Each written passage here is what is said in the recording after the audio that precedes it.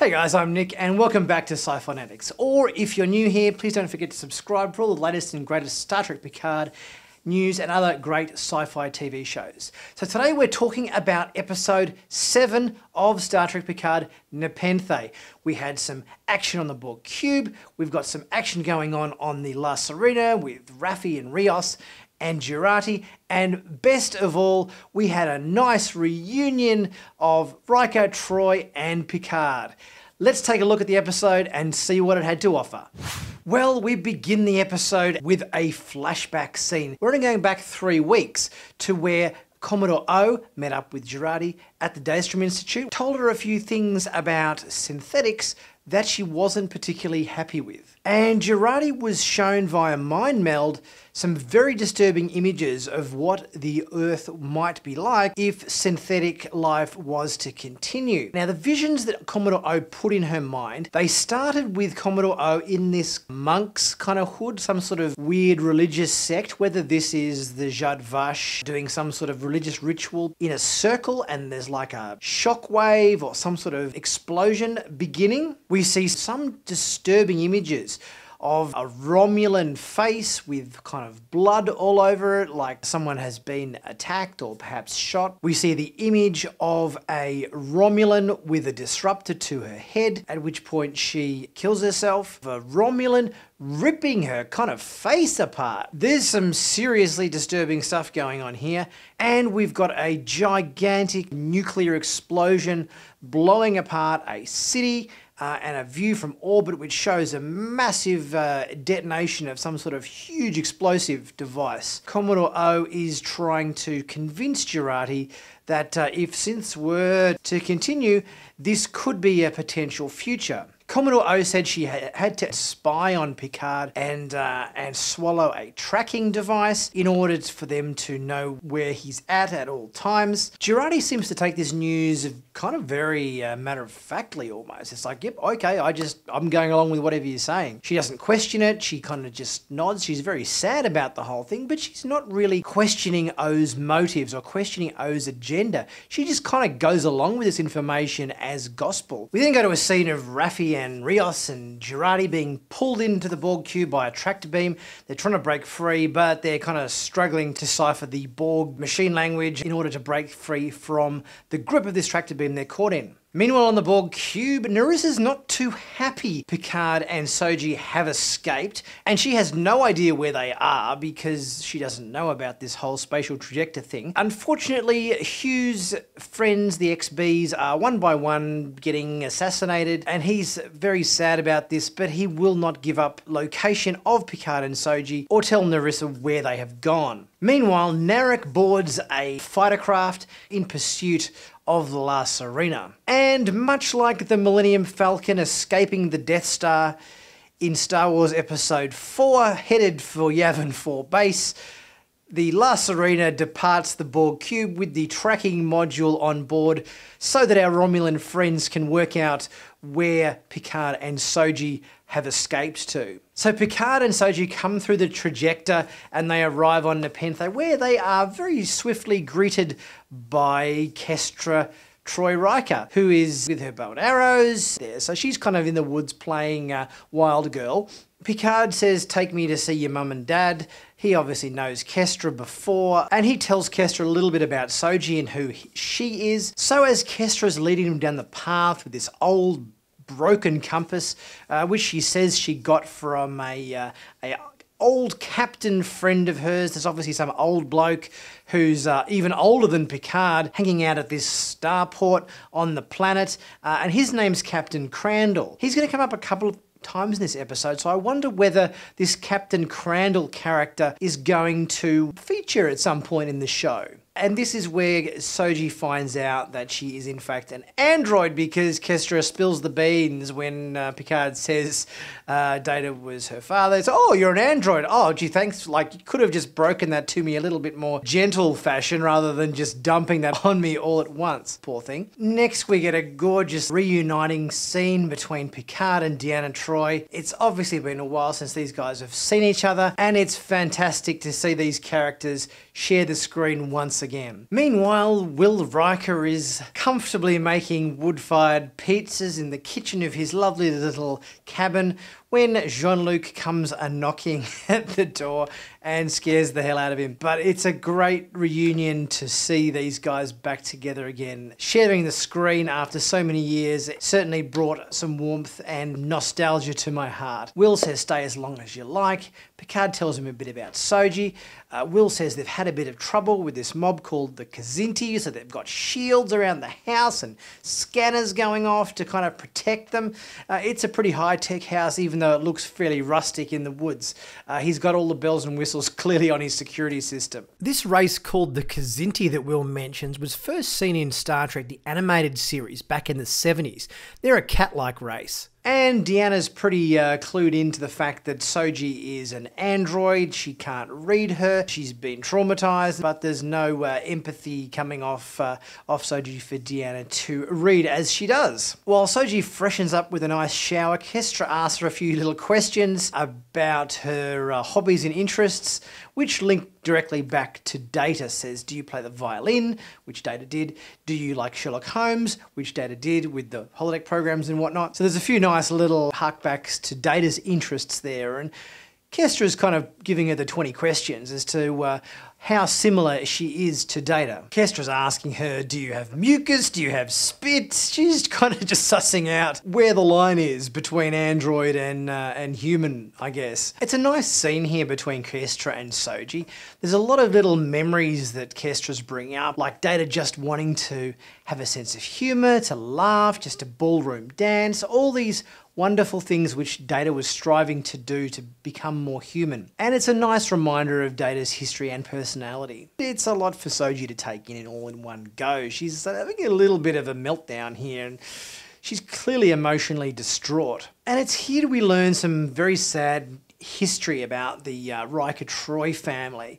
They had a son, and Troy and Riker's son was named Thaddeus. He was older than Kestra, and he passed away. He had a very active imagination. He created this language called Vivine and making up all these languages and stories, but unfortunately he passed away a few years back from a debilitating illness. Back on the last arena, Raffi and Rios and Girardi are being tracked by Narek. He's just hanging off the back of them. He's obviously blind to their senses, but Rios has got a couple of tricks up his sleeve, and Girardi makes a suggestion to go and hide out in a comet, but that wouldn't work because it would probably turn out to be a giant Gormagander or something. A Gormagander is a giant space whale we've seen before in an episode of Discovery, and it's after this Girardi has a bit of a meltdown. She just wants to go home now. She's kind of had enough of being in space, doesn't want to meet Shoji, doesn't want to go and reunite with Picard again. She just wants out of there. I think it's probably because she's got the tracker in her. She knows she's the reason that Narek's tracking them. She's the responsible one for them being pursued, but she doesn't want to say anything to her crew. She just is feeling really torn up about it, and she just wants to get out of there, so she doesn't kind of compromise the mission anymore. But Raffi manages to settle her down and leads her off to the kitchen, where she's going to feed her full of ice cream and chocolate cake. Got a lovely scene here between Picard and Riker, with Picard making the wood-fired pizzas on the outdoor table. When I first heard that Jonathan Frakes was reprising his role as Riker in this episode, I sort of thought, oh, he's been in the directing chair for quite a few years. He kind of hasn't really acted much since Star Trek Nemesis. So I thought, is he going to be the Riker that we remember? I think Jonathan Frakes has done a good job in this episode. I think he's very memorable. He can certainly identify with the character of Riker. He's managed to bring back that same character that we remember from Next Generation. Meanwhile, Kestra's taking Shoji down to look at the veggie garden and teaching her a bit of this Vivine language that Thad Riker invented. And even though Picard won't spill the beans to Riker on what he's doing there with Shoji, Riker's pretty cluey and he's working it all out. She's got little head tilts going on that resemble Data. He knows that the level of fear that they're describing indicates they've got the Tal Shiar after them. He's pretty much put all of the clues together and worked it all out. And all whilst making homegrown margarita pizzas. So good on you, Will. During Deanna's conversation with Shoji down by the tomato plants, Deanna reveals that Thad had this brain disease that could have been cured if positronic technology had have been around. It was a silicon-based virus that required a positronic matrix in order to cure it, and because of the synth ban, there were no androids and no positronic matrices were allowed to be created in order to treat this illness. So the synth ban, as a result, was responsible for the death of Will and Deanna's son, Thad. So Deanna's trying to help Shoji work through all of her issues because only a couple of hours ago she still thought she was human. She just found out she's an android, her whole world was artificial, she doesn't know what's truthful and what's fake. She kind of needs just a chance to just get her thoughts together and work out who she's meant to be trusting and what elements of the world is real and what wasn't. Back on the Borg cube, Hugh is pretty pissed off. He's angry that his friends, the XBs, have been ruthlessly murdered by Nerissa, and he's out for blood. He wants to take the Borg cube away from these Romulans and teach them a bit of a lesson, and Elnor is along by his side to help out. But Nerissa hears Hugh's mutinous ramblings, and she is now got the gloves off and she is authorised to terminate with them with extreme prejudice. Good thing Hugh's got Elnor by his side. So after evading a bit of phaser fire from Nerissa, Elnor's doing some Jedi leaps, bouncing off the walls of the Borg cube, and we have a bit of a martial arts competition going on there between Elnor and Nerissa. When Nerissa pulls out the throwing knives and mercilessly kills poor old Hugh. Oh dear, poor old Hugh. I thought he might have been in it a bit longer, but it looks like he's bitten the dust. Elnor tries to use the same throwing knife that impaled Hugh to take out Nerissa, but alas, she beams out before the knife has a chance to get her as well. One thing I gotta say about transporting shots in this show, it doesn't matter what race we're looking at, the transporter visual effects are the same across the board, which kind of irks me a little bit because in Next Generation, DS9, Voyager, everything, it was established that every different race had a different kind of transporter effect. Klingons were kind of sparkly, kind of red ones, Romulans were kind of green, and Borg were green, and the Federation was the sort of the whitey blue shower effect. Each race had different transporter technology, but it seems like in Picard, doesn't matter what ship they're on, doesn't matter whether it's Borg, Romulan, Federation, whatever, the transporter effects are just the same across the board, and I really think the visual effects artists in this show should have really given it a little bit more attention to detail and make the transporter effects different depending on which environment we happen to be in. And before our poor old friend Hugh slumps to his death, he lets Elnor know that in order to activate the Queen's cell, he's going to need an XB to aid him with that plan. Back on the La Serena, Raffi is feeding Jurati loads of chocolate cake to try to ease her pain. She's struggling with things. What's happened with Maddox, having to switch off his life support, probably the visions that O has put inside her head, the fact that she knows she's got a tracking device inside her that's leading all of her friends to their doom. All this stuff is compounding on her conscience, and she's clearly not coping very well at all. So she spews up a gutful of red velvet cake, which obviously she's been indulging in quite substantially. So after a few slices of margarita pizza around a candlelit table, Picard finally gets Shoji to give them a bit more information about this planet that she's from, or that she saw in her vision, and tells them about the moons and the lightning storm. And thanks to Kestra and a little bit of texting under the table, she manages to ask her friend Captain Crandall what this planet might be, and they work out that it's an unnamed planet in the Ghoulian system from the Vate sector, wherever that might be. So finally now Picard and Shoji have a destination. This was a touching scene around the table here. Picard and Deanna sticking up for Jean-Luc and also reminiscing about Data from the Enterprise days. It was a really nice, heartwarming scene.